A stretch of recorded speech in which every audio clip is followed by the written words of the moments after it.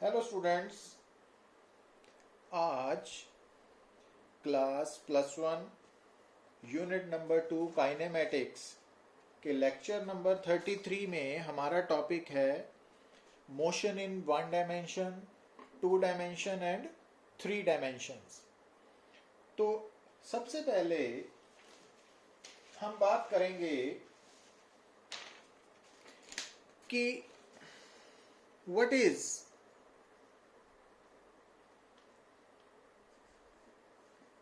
Position vector.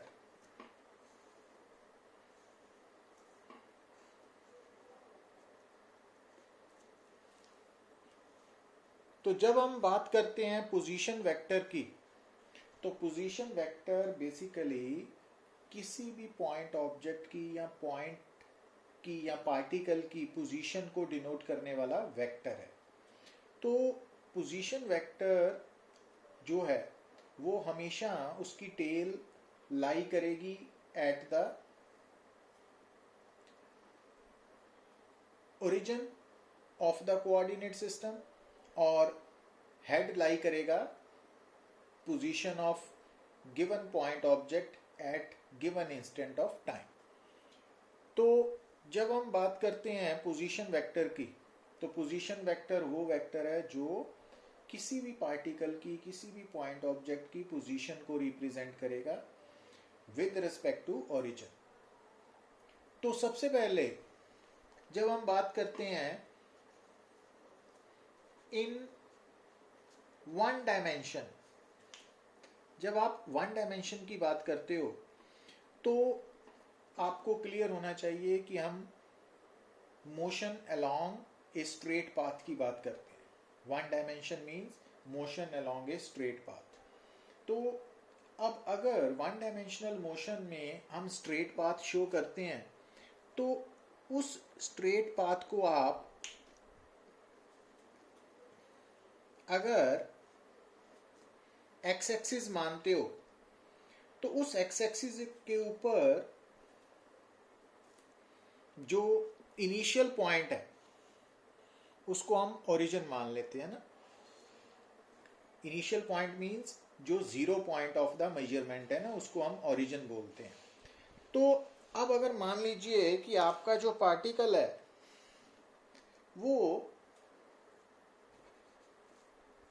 Eight any instant of time t वो p point पे है, तो उसकी पोजीशन विद रिस्पेक्ट टू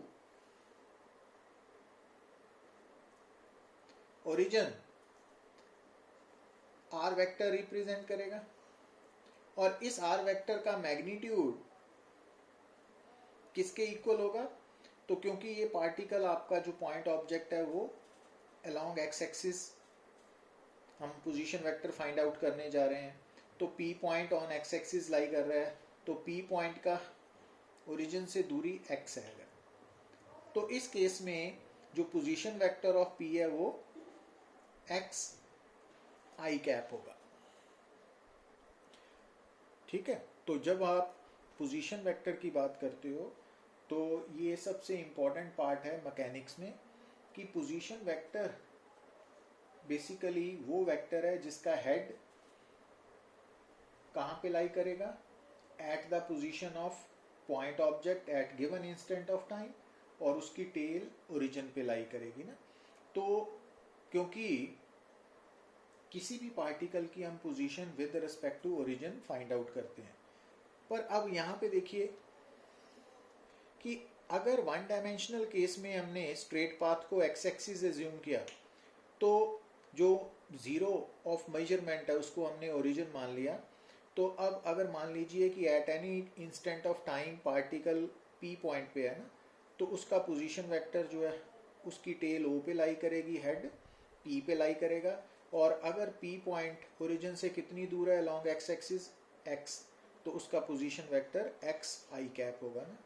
तो अब यहाँ पर जो i कैप है वो क्या रिप्रेजेंट कर रहा है? Direction of position vector. तो अब जैसा कि हमें मालूम है कि i cap, j cap, k cap, these are the unit vectors. तो ये सिंपली डायरेक्शन को रिप्रेजेंट करने वाले वेक्टर्स हैं, क्योंकि इनका मैग्नीट्यूड हमेशा 1 होता है ना, एक। तो अब क्योंकि आपका जो पोजीशन वेक्टर है उसकी direction along positive x axis है, तो इसकी direction I cap plus I cap represent कर रही है। पर अगर मान लीजिए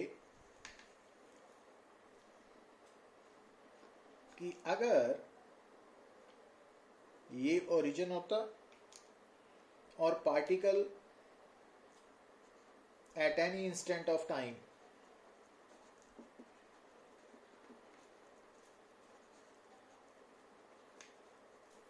अगर यहां पे होता, तो इस केस में जो पोजीशन वेक्टर होना था वो किसके इक्वल होना था? तो वो स्टार्ट होना था ओ से, खत्म होना था पी पर, तो आर वेक्टर है ना। अब इस केस में अगर हम आर वेक्टर को लिखना चाहें तो आर वेक्टर किसके बराबर होगा? तो अब अगर पी पॉइंट ओ से कितनी दूर है? एक्स, तो जो डायरेक्शन है वो अलोंग नेगेटिव एक्स एक्सिस है ना, माइनस आई कैप, तो it means minus x.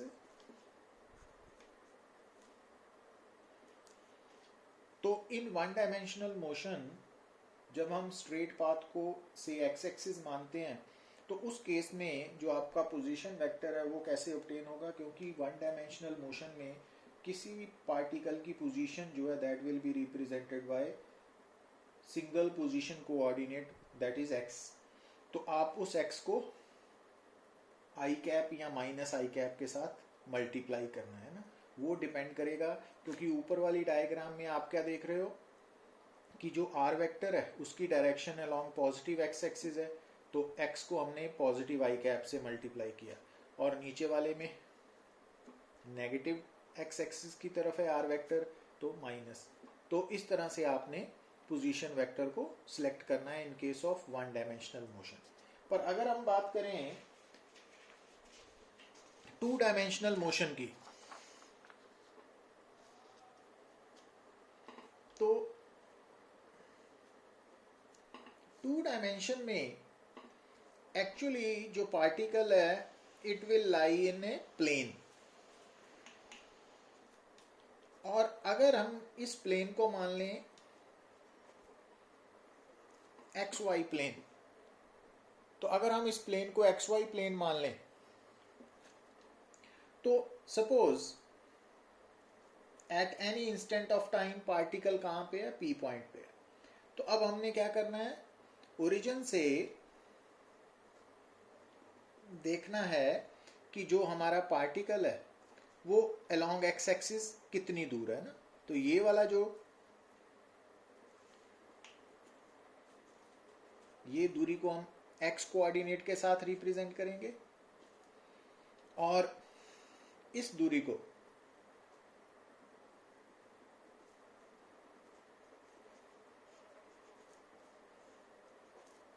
y के साथ। तो इट मीन्स जो पार्टिकल है eight any instant of time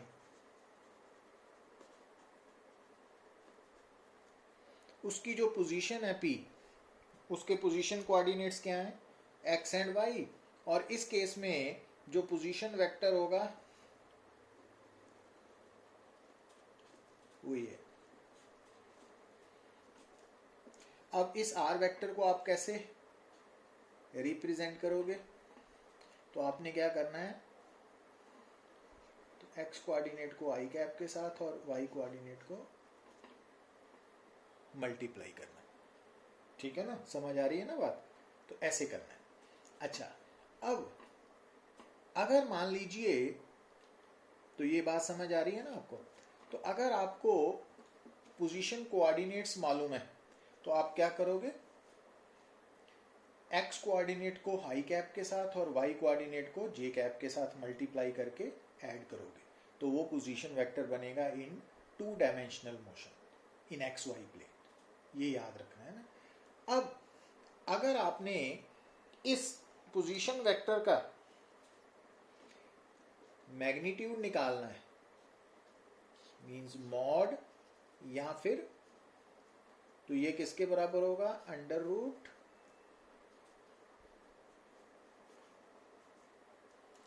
this one. Got it. और अगर आपने पोजीशन वेक्टर की डायरेक्शन को रिप्रेजेंट करना है इन टर्म्स ऑफ एंगल, तो अगर हम मान लें कि हमारा पोजीशन वेक्टर वो एक्स एक्सिस के साथ एंगल थीटा बना रहा है, तो आपके सामने ये ओ पी क्यू, ये राइट एंगल ट्राइंगल नजर आ रही है। तो अब ये साइड और ये साइड दोनों इक्वल है ना। तो अब इस राइट एंगल ट्राइंगल में tan थीटा क्या है? In right angle triangle OQP, तो tan theta is equal to perpendicular over base. ये परपेंडिकुलर है, ये बेस है ना, तो tan theta is equal to y by X. तो इस तरह से हम निकालेंगे। पर अगर मान लीजिए कि आपके सामने, अब यहाँ पे समझने वाली बात क्या है कि अगर मान लीजिए कि यहाँ पर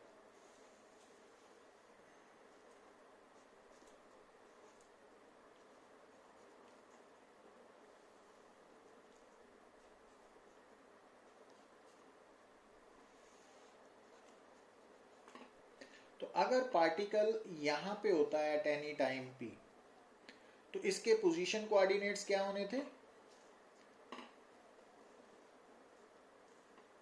तो ये वाली दूरी नेगेटिव x आनी थी ना, और ये वाली दूरी y। अब इस केस में पोजीशन कोऑर्डिनेट क्या बनना था? Minus X and Y. और पोजीशन वेक्टर आर क्या बनना था?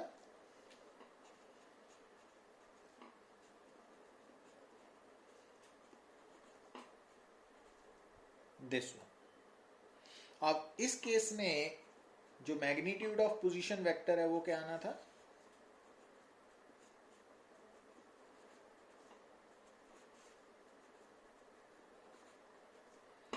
और डायरेक्शन, तो अगर हम ये एंगल को थीटा मान लें, तो इस राइट एंगल ट्राइंगल में ओ पी क्यू में आप क्या देख रहे हो कि tan theta is equal to perpendicular. Perpendicular ये साइड इसके बराबर है ना, ये y, और ये माइनस एक्स। तो इस तरह से हम किसी भी पोजीशन वेक्टर का मैग्नीट्यूड और डायरेक्शन निकाल सकते हैं। तो हमने क्या सीखा कि अगर आपको पोजीशन कोऑर्डिनेट मालूम हो, तो अगर टू डायमेंशनल में किसी भी पार्टिकल के पोजीशन कोऑर्डिनेट्स हैं x एंड y, तो उसका पोजीशन वेक्टर क्या बनेगा? आप x पोजीशन कोऑर्डिनेट को i कैप के साथ और y पोजीशन कोऑर्डिनेट को j कैप के साथ मल्टीप्लाई करके सम लोगे, है ना, तो वो पोजीशन वेक्टर बनेगा इन टू डायमेंशन। पर अगर मान लीजिए कि हमारा जो पार्टिकल है वो एक्स वाई प्लेन की जगह पे वाई जेड प्लेन में लाई करता, तो उसके पोजीशन कोऑर्डिनेट्स क्या होने थे? Y and Z. तो उस केस में इसका पोजीशन वेक्टर क्या आना था? वाई आई जे कैप प्लस जेड के कैप। Got it. तो इस तरह से आपने पोजीशन वेक्टर फाइंड आउट करना है। अब अगर हम बात करें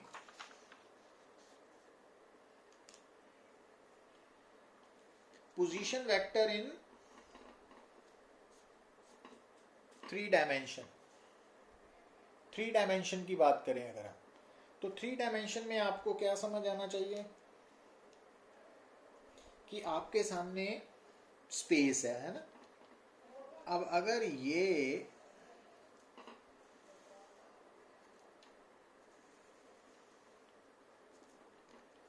स्पेस है,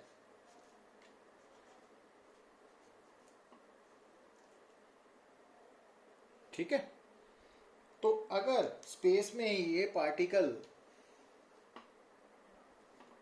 एट एनी टाइम p लाई कर रहा है, अब इस p पॉइंट के पोजीशन कोऑर्डिनेट्स आप कैसे डिटरमिन करोगे? तो सबसे पहले आप क्या करोगे कि इस पार्टिकल की पोजीशन से आप एक परपेंडिकुलर PQ ड्रॉ करोगे। वो Q कहाँ लाई करना चाहिए? XZ प्लेन में ना। अब ये लाइन मैंने पैरेलल टू z एक्सिस और ये line parallel to x axis draw कर ली। तो अब ये जो P पॉइंट है ना, ये अलोंग एक्स एक्सिस कितनी दूर है, इतना। ये जो पॉइंट P है ना, वो अलोंग एक्स एक्सिस ओरिजिन से कितनी दूर है, ये डिस्टेंस। तो इसका पोजीशन कोऑर्डिनेट आ गया x। अब ये P पॉइंट जो है वो अलोंग y एक्सिस कितनी दूर है,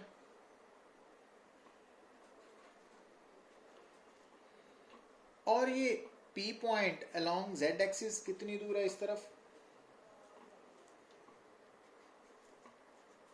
ओरिजिन से। तो ये जो P पॉइंट है वो अलोंग x एक्सिस ओरिजिन से कितनी दूर है, अलोंग y एक्सिस ओरिजिन से कितनी दूर है, अलोंग z एक्सिस ओरिजिन से कितनी दूर है। अगर वो डिस्टेंसेस हमें मालूम है तो हमें पोजीशन कोऑर्डिनेट्स मालूम होगा ना। अब अगर आप ओरिजिन को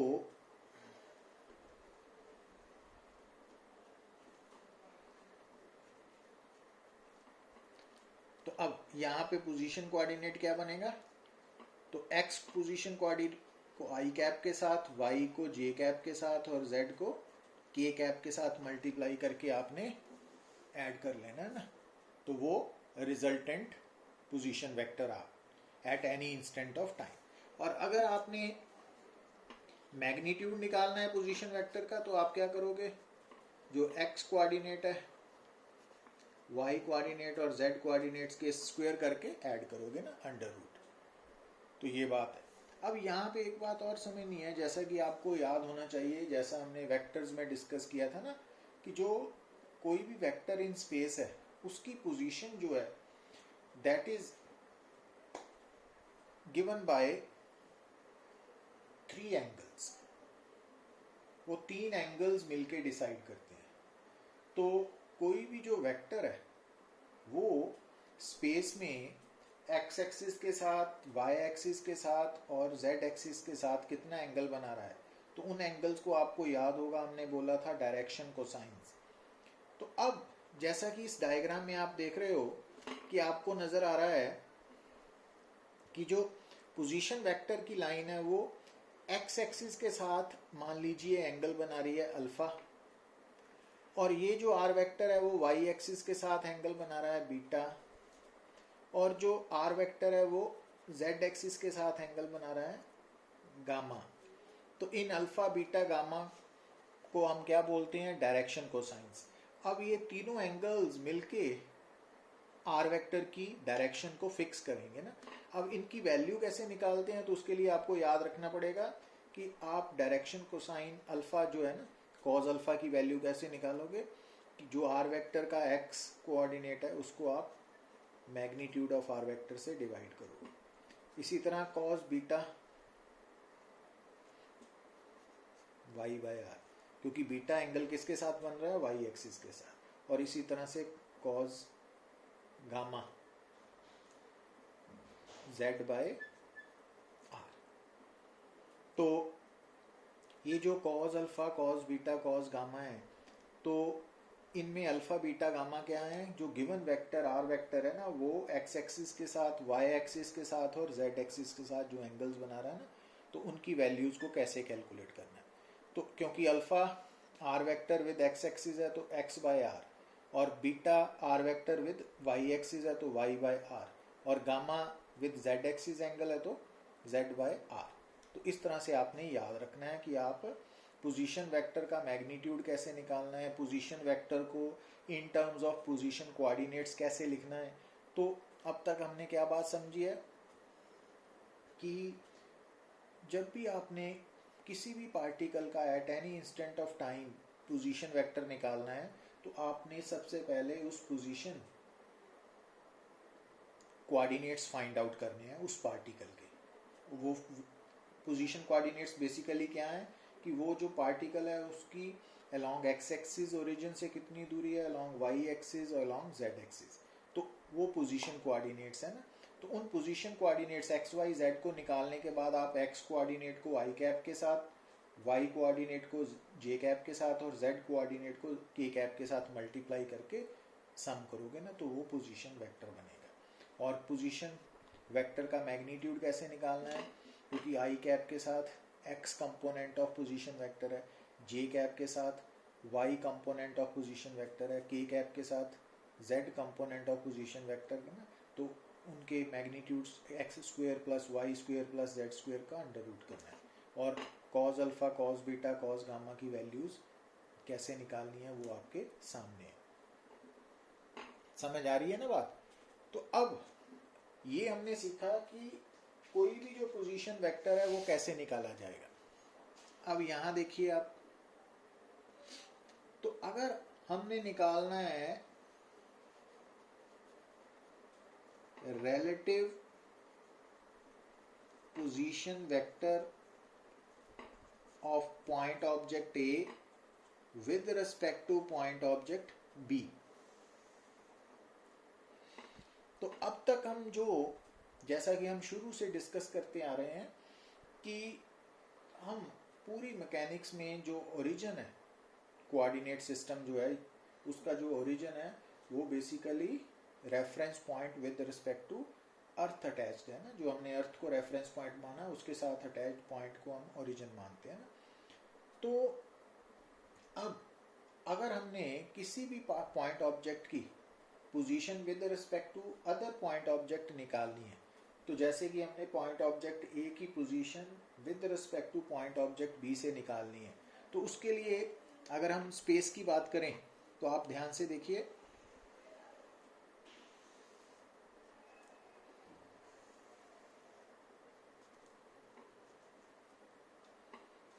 x axis, Y axis, Z axis, origin, ठीक है। अब मान लीजिए कि at any instant of time T भी, किसी वक्त, जिस वक्त टाइम टी है उस वक्त जो पार्टिकल या पॉइंट ऑब्जेक्ट ए है उसके पोजीशन कोऑर्डिनेट्स हैं X A, Y A, Z A, और उसका पोजीशन वेक्टर है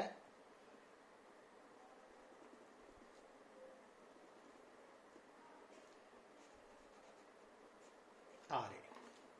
तो अब आर ए की value position vector of A with respect to origin at any instant of time T क्या होगा, X A I cap, Y A J cap plus Z A K cap. Got it? अब मान लीजिए इसी समय जो point object B है उसके पोजीशन कोऑर्डिनेट्स हैं X V, Y V, Z B, तो उसका पोजीशन वेक्टर क्या होगा,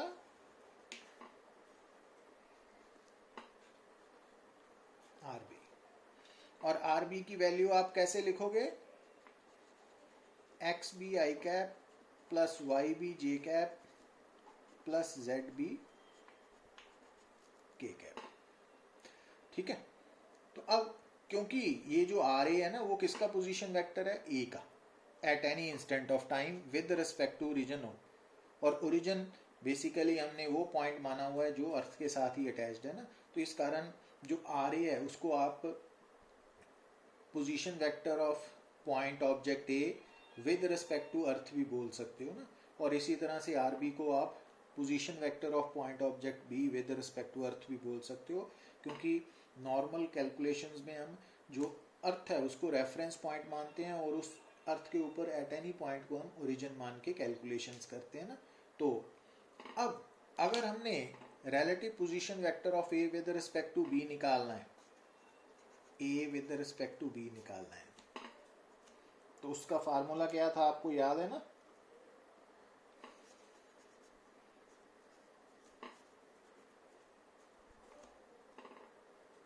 अब जब आप इन वैल्यूज को सब्स्टिट्यूट करोगे, इसकी वैल्यू और इसकी वैल्यूज को यहाँ पे सब्स्टिट्यूट करोगे और उसको सॉल्व करोगे, तो वो क्या बनेगा, X A minus X B I cap, है ना, कंबाइन करके लिख दिया मैंने।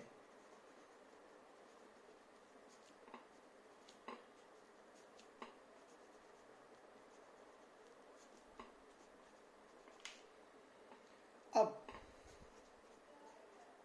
मैग्नीट्यूड कैसे निकलेगा,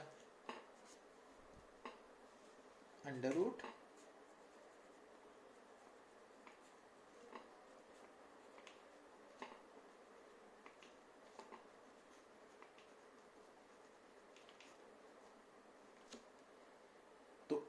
और अगर आपने position vector of B with respect to A निकालना होता फिर क्या होना था? तो अगर हमने आर बी ए निकालना होता वेक्टर, तो फिर हमने आर बी वेक्टर में से आर ए वेक्टर को सब्ट्रैक्ट करना था ना, तो फिर ये बन जाना था।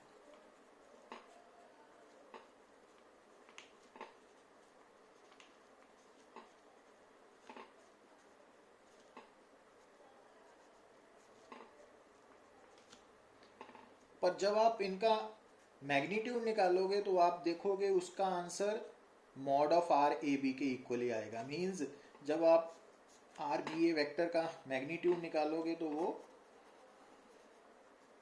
दोनों बराबर ही आएंगे। समझ आई बात? तो इसका मतलब, क्योंकि मैकेनिक्स में सबसे इंपॉर्टेंट है पोजीशन, तो पोजीशन को डिटरमिन करने के लिए हम सबसे पहले जो है रेफरेंस ऑब्जेक्ट सिलेक्ट करते हैं ना। तो किसी भी प्रॉब्लम में एक रेफरेंस ऑब्जेक्ट तो होगा, दैट इज ओरिजिन, मींस अर्थ। तो सबसे पहले आपने किसी भी गिवन पॉइंट ऑब्जेक्ट की पोजीशन या पोजीशन वेक्टर फाइंड आउट करना है विद रिस्पेक्ट टू अर्थ और विद रिस्पेक्ट टू ओरिजिन। तो उसके बाद आप उस पॉइंट ऑब्जेक्ट का with any other point object भी पोजीशन वेक्टर निकाल सकते हो ना। तो वो आपको मैंने बताया कैसे करना है। तो अब इन प्रॉब्लम्स को अगर हम विद न्यूमेरिकल समझने की कोशिश करें तो आप देखिए कि अब यहां पे ध्यान से देखिए कि अगर मान लीजिए हमें बोला गया होता कि ये x y z means space में जो पॉइंट ऑब्जेक्ट ए है तो उसके पोजीशन कोऑर्डिनेट्स हैं 2 मीटर, 3 मीटर एंड 5 मीटर, और जो पॉइंट ऑब्जेक्ट बी हैं उसी समय उसके पोजीशन कोऑर्डिनेट्स हैं 5, 2, 3 मीटर। तो अब आप यहां पे ऑब्जेक्ट ए का पोजीशन वेक्टर लिख सकते हो ना, तो वो होगा 2i cap plus 3j cap plus 5k cap. क्या आप बी का पोजीशन वेक्टर लिख सकते हो with respect to origin? 5i cap plus 2j cap plus. तो अगर उसने पूछा हो कि find the position vector of B with respect to A, तो आपने क्या करना था? आर बी में से आर ए वेक्टर को सब्ट्रैक्ट कर देना। तो जब आप इसको इसमें, तो 3i cap minus j cap minus 2k cap. और अगर आप आर बी ए का मॉड लेते हो तो वो कितना आएगा?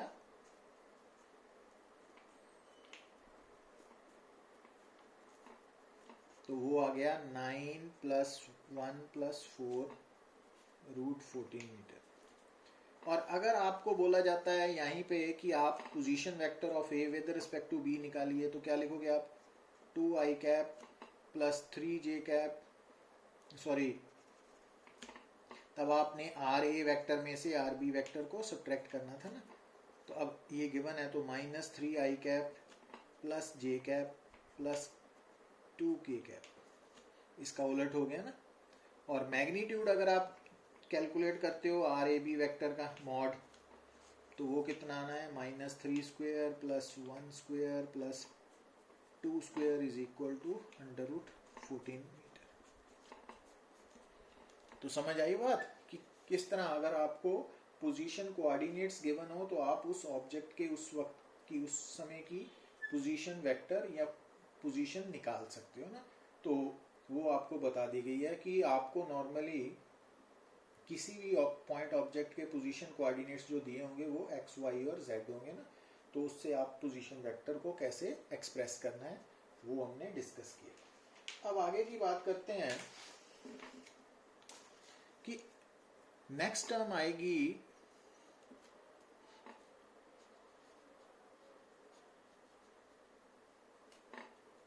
Displacement vector.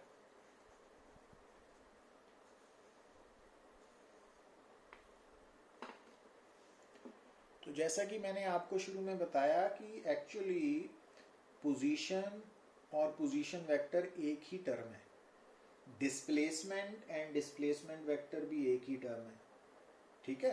तो कंफ्यूज नहीं होना, तो आप डिस्प्लेसमेंट को अकेला भी बोल सकते हो और उसके साथ वेक्टर भी जोड़ सकते हो। अब अगर आप डिस्प्लेसमेंट वेक्टर के बारे में बात करना चाहते हो, ठीक है ना, तो उसके लिए जैसा कि आपको मालूम होना चाहिए कि अगर हम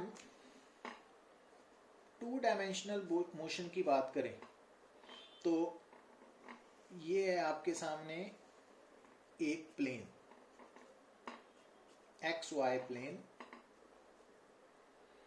तो अब यहां पे मान लीजिए कि एट टाइम t1, जिस वक्त टाइम t1 है उस वक्त जो आपका पॉइंट ऑब्जेक्ट है ना वो p1 पोजीशन पे है और उसके पोजीशन कोऑर्डिनेट्स क्या है x1 एंड y1। तो जिस समय टाइम t1 है उस वक्त जो गिवन पॉइंट ऑब्जेक्ट है उसकी पोजीशन p1 है और उसके position coordinates x1 and y1 है। तो इट मींस उसका पोजीशन वेक्टर क्या होगा, तो ये position vector at time t1 है, x1 i cap plus y1 j cap. और ये तो R1 यहाँ पे क्या है, initial position vector of given point object at time t1। अब जैसे जैसे समय बीत रहा है ये पार्टिकल अपनी जगह बदल रहा है, मान लीजिए ये p2 पे पहुंच गया ना, तो अब एट टाइम t2 और इसके पोजीशन कोऑर्डिनेट्स बदल के हो गए x2 एंड y2। तो अब इसका नया पोजीशन वेक्टर या फाइनल पोजीशन वेक्टर या position vector at time t2 क्या हो गया, x2 i cap plus y2 j cap. अब अगर हमसे कोई पूछे कि फाइंड द डिस्प्लेसमेंट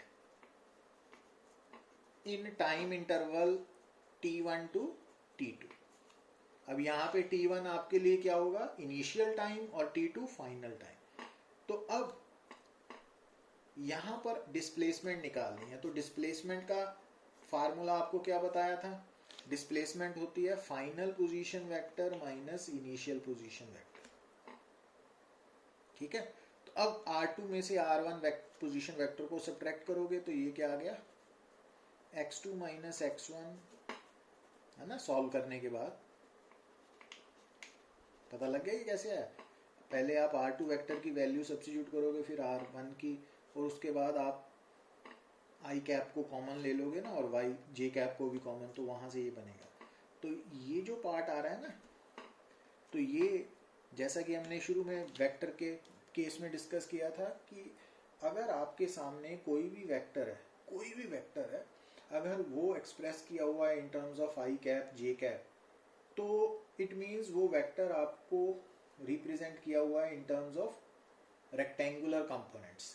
तो अब i कैप का जो कोफिशिएंट है वो हमेशा गिवन वेक्टर का x कंपोनेंट होगा और जो j कैप का कोफिशिएंट है वो y कंपोनेंट होगा एंड z का, है ना।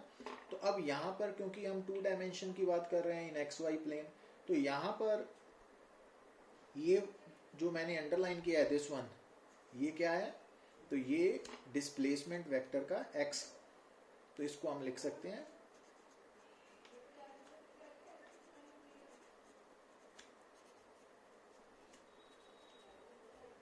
वेयर डेल्टा x क्या है, फाइनल x कोऑर्डिनेट माइनस, और डेल्टा y क्या है, final y coordinate minus initial y coordinate, है ना।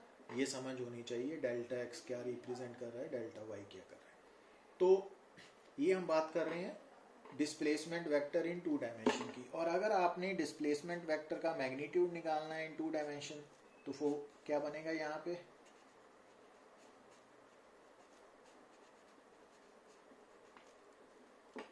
Got it. क्योंकि जब आपको कोई भी वेक्टर जो है in terms of rectangular components दिया हो तो आपने उस वेक्टर का मैग्नीट्यूड कैसे निकालना है, अंडर रूट जो उस वेक्टर का x कंपोनेंट का मैग्नीट्यूड है उसका स्क्वायर प्लस y कंपोनेंट के मैग्नीट्यूड का स्क्वायर एंड सो ऑन करते जाना है ना अंडर रूट में। तो इस कारण से ये रिजल्ट आ रहा है। तो समझ आई बात। और यहाँ पर अगर हम डायग्राम की बात करें तो यहाँ पर जो डेल्टा आर वेक्टर है वो खत्म कहाँ पे होगा, delta R vector displacement vector की जो हेड है ना वो हमेशा फाइनल पोजीशन पे होगी और टेल इनिशियल पोजीशन पे। तो ये वाला जो वेक्टर मैंने ड्रॉ किया ना उसकी टेल P1 पे है इनिशियल पोजीशन पे और हेड P2 पे है ना फाइनल पोजीशन पे।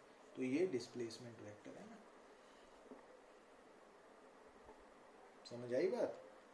अब अगर हम डिस्प्लेसमेंट वेक्टर की बात कर रहे हैं और इस बात को अब यहां से देखिए आप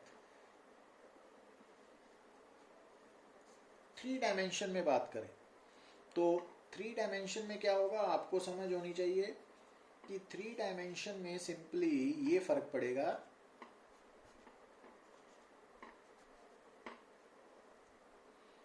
कि अगर at initial time t1 particle की पोजीशन p1 है, x1 y1 z1 तो उसका पोजीशन कोऑर्डिनेट है r1। तो r1 क्या हो गया उसका इनिशियल पोजीशन कोऑर्डिनेट। और इसको कैसे लिखोगे आप x1 i cap plus y1 j cap plus z1 k cap. अब अगर मान लीजिए कि एट टाइम t2 जो पार्टिकल है वो पोजीशन बदल के कहां पे आ गया p1 से p2 आ गया ना। तो अब उसका पोजीशन कोऑर्डिनेट क्या हो गया x2 y2 z2 है ना। तो अब उसका p2 क्या हो गया फाइनल पोजीशन कोऑर्डिनेट। तो अगर p2 फाइनल पोजीशन है तो x2 y2 z2 उसके फाइनल पोजीशन कोऑर्डिनेट्स हैं और r2 उसका फाइनल पोजीशन वेक्टर आ गया ना।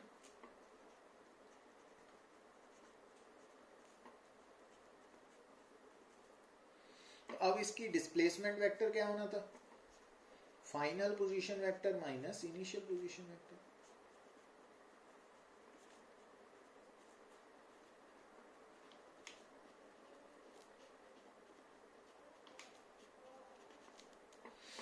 ठीक है। तो अब इसको हम क्या लिख सकते हैं डेल्टा x, इसको हम लिख सकते हैं डेल्टा y और इसको हम डेल्टा z। और डेल्टा x की वैल्यू कैसे निकालनी है अकेले final x minus initial x, delta y की final y minus initial y, delta z की final z minus initial z। और अगर आपको डिस्प्लेसमेंट वेक्टर का मैग्नीट्यूड निकालना है तो वो कैसे निकालोगे delta x square plus delta y square plus delta z square ये निकलेगा ना। अच्छा और अगर आपने डिस्प्लेसमेंट वेक्टर की डायरेक्शन बतानी है तो अब क्योंकि p1 इनिशियल पोजीशन है p2 फाइनल है तो आपका जो डिस्प्लेसमेंट वेक्टर है उसकी टेल इनिशियल पोजीशन पे होगी और हेड फाइनल पोजीशन पे। और ये आ गया आपका डिस्प्लेसमेंट वेक्टर। Got it. तो इस तरह से अगर आपको पोजीशन कोऑर्डिनेट्स मालूम हो तो एक तो आप पोजीशन वेक्टर लिख सकते हो, दूसरा आप डिस्प्लेसमेंट वेक्टर भी लिख सकते हो ना, चाहे वो 1 डायमेंशन है चाहे 2 डायमेंशन है चाहे 3 डायमेंशन है। अब अगर हम बात करें न्यूमेरिकल की,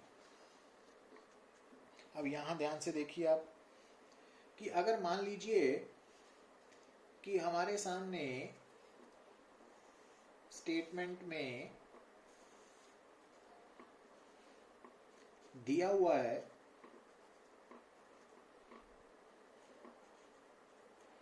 तो एट टाइम t1 जो पोजीशन कोऑर्डिनेट्स हैं वो हैं 3, 5, 1 मीटर। तो इसका मतलब इनिशियल पोजीशन वेक्टर क्या हो गया, 3i cap plus 5j cap plus z का 1, तो 1k कैप। तो ये आपका हो गया इनिशियल पोजीशन वेक्टर। अब अगर मान लीजिए उसने बोला है कि एट टाइम t2 जो पार्टिकल है वो फाइनल पोजीशन p पे पहुंच गया, p2 पे, और उसके पोजीशन कोऑर्डिनेट्स हैं -5, 0, 2 मीटर। अब फाइनल पोजीशन वेक्टर कैसे लिखोगे आप, तो -5i cap plus 0j cap plus 2k cap. तो ये आ गया आपका फाइनल पोजीशन वेक्टर। अब डिस्प्लेसमेंट कैसे कैलकुलेट करोगे, R2 vector final position vector minus initial position vector. कैसे लिखोगे आप, फाइनल में से इनिशियल को माइनस कीजिए, है ना। आप स्टेप ऐसे भी जोड़ सकते हो,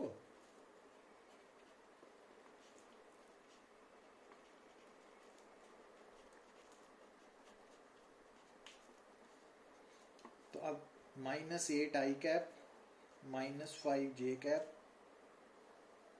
प्लस k कैप। और अगर आपने डिस्प्लेसमेंट वेक्टर का मैग्नीट्यूड निकालना है तो वो क्या आएगा,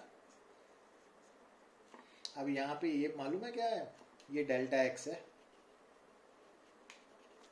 और ये डेल्टा y है ना, और ये 1 है ना, डेल्टा z।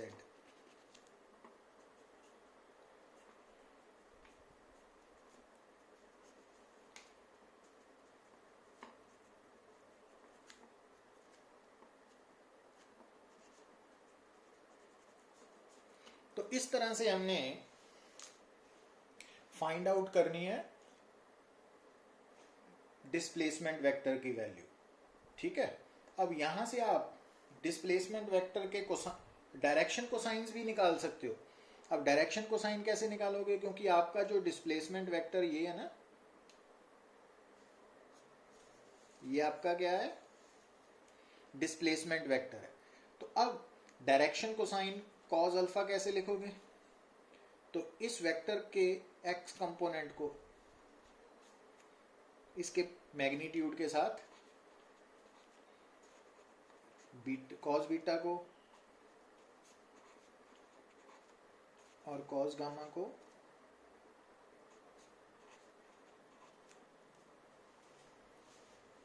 क्योंकि हम अल्फा को कौन सा एंगल मान के चलते हैं डायरेक्शन कोसाइन में, angle made by given vector with X axis, ठीक है ना, और beta angle made by given vector with Y axis, और gamma angle made by given vector with Z axis. तो इस कारण ये डायरेक्शन कोसाइंस होंगे ना ऐसे।